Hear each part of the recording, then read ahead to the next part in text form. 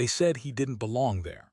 That's what Private James Wheeler heard every single day from the moment he stepped off that transport ship onto the blood-soaked beaches of Normandy.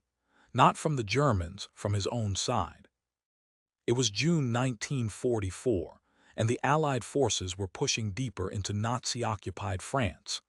James was part of a supply unit attached to the 29th Infantry Division, one of the few black soldiers assigned to a predominantly white combat platoon after casualties had torn through their ranks like wildfire.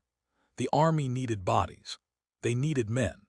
But wanting him there and accepting him, there were two entirely different things.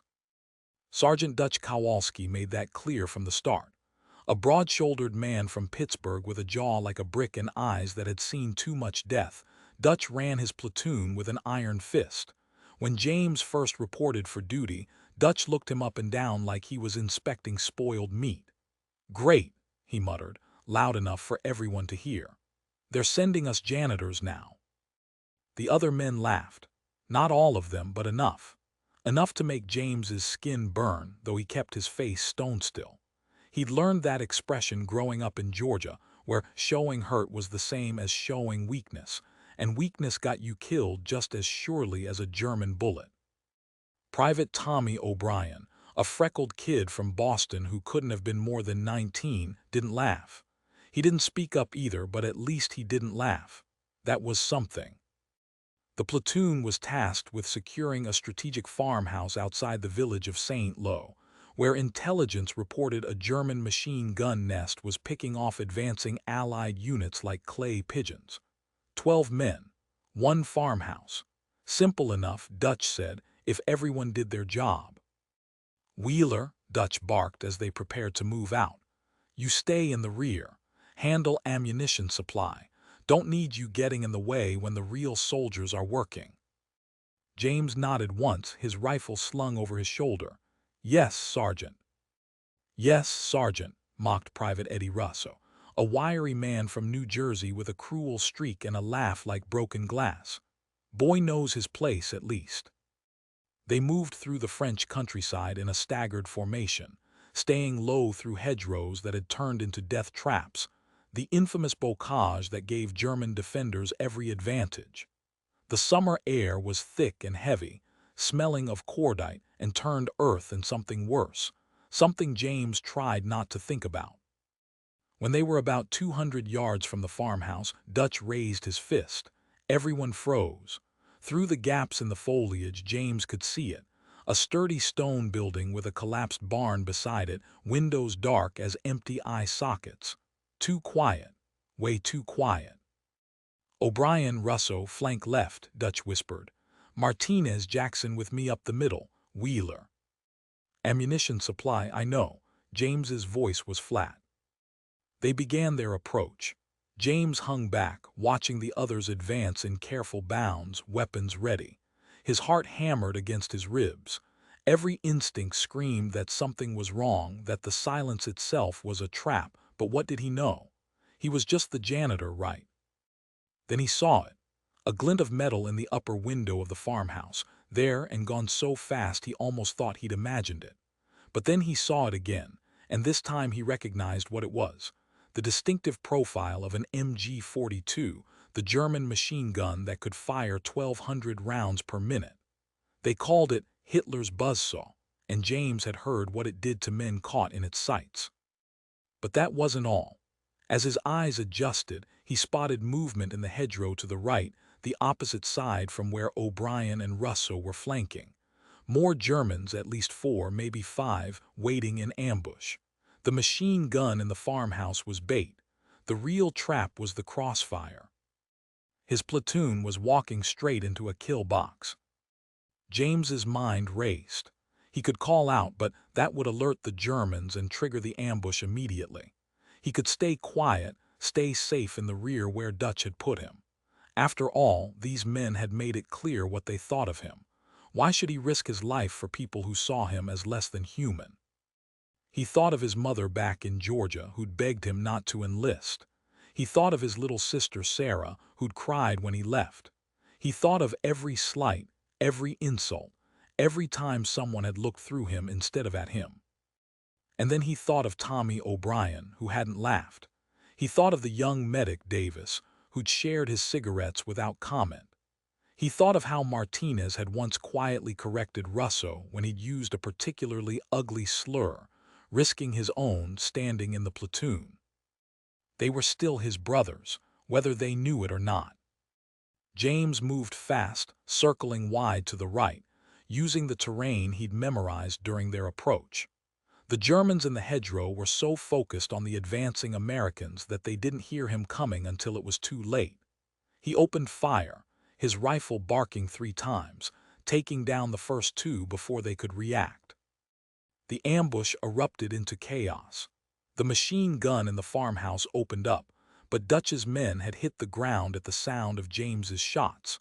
The remaining Germans in the hedgerow turned their weapons on James, bullets snapping through the air around him like angry hornets. But now his platoon knew where the threats were. O'Brien and Russo wheeled around, catching the hedgerow Germans from the side. Dutch and his group focused fire on the farmhouse, suppressing the machine gun. James kept moving, kept shooting, drawing fire away from his platoon even as branches exploded around him and something hot creased his shoulder. Martinez got a grenade through the farmhouse window. The explosion silenced the machine gun permanently. Within minutes, it was over. The Germans in the hedgerow were dead or fleeing. The farmhouse was secured. And James Wheeler sat with his back against a tree, blood seeping through his uniform, trying to catch his breath. Dutch was the first to reach him. The sergeant's face was pale under the dirt and gunpowder residue. "You're hit." "Just a scratch." James's voice came out rougher than he intended. "A scratch." Dutch looked at the blood, then at the bodies in the hedgerow, then back at James. "You saved our lives, all of us. You saw the trap in you. Why?" James met his eyes. "Because that's what soldiers do, Sergeant." For a long moment, Dutch just stared at him. Then he did something James never expected. He extended his hand, not to help him up, not yet, but to shake, man to man, soldier to soldier. "I've been a fool," Dutch said, and his voice cracked. "A damn fool, and I'm sorry, I'm so sorry." The other men gathered around. Russo wouldn't meet James's eyes, shame written across his features. Tommy O'Brien was crying openly. Martinez clasped James's good shoulder. "We all were," Tommy said quietly. "We were raised on lies and we let those lies make us blind. But you showed us what a real soldier looks like, what a real man looks like." James felt something tight in his chest loosen. "We're all just trying to get home," he said. "All of us. Doesn't matter what we look like. We bleed the same, we're afraid the same, and we can love the same too if we let ourselves." They got him patched up, and when headquarters heard about what happened, there was talk of a medal. James didn't care about that. What mattered was the change he saw in his platoon. How Russo started saving him a seat at meals. How Dutch asked his opinion during tactical planning. How they truly became brothers. The war eventually ended, as all wars do. James went home to Georgia to his mother and Sarah, carrying scars both visible and invisible. He'd learned that hatred is taught, not born.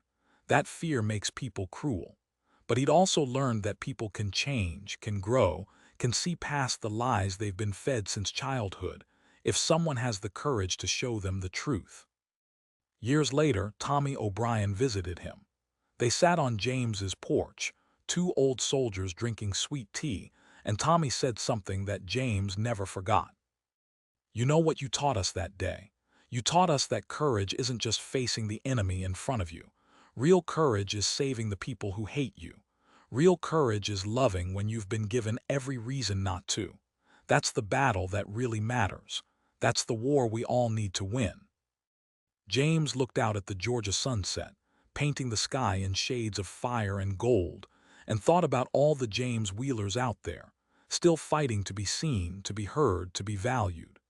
He thought about all the Dutch Kowalskis, trapped in inherited hatred, waiting for someone to show them a better way. And he understood that the real victory wasn't won on the battlefield at all. It was won in the small moments of grace, The difficult choices to show kindness when hatred would be easier, to extend humanity to those who have denied you yours. Because in the end, we're all in the same platoon. We all share the same foxhole called humanity. And the only way any of us survive is if we decide, finally and completely, to save each other. That's not just a war story. That's a story about becoming human, about choosing love over fear, unity over division, hope over despair. It's the story we're all still writing, every single day with every choice we make. The question is, what will your chapter say? Like and subscribe to this channel for more stories like this.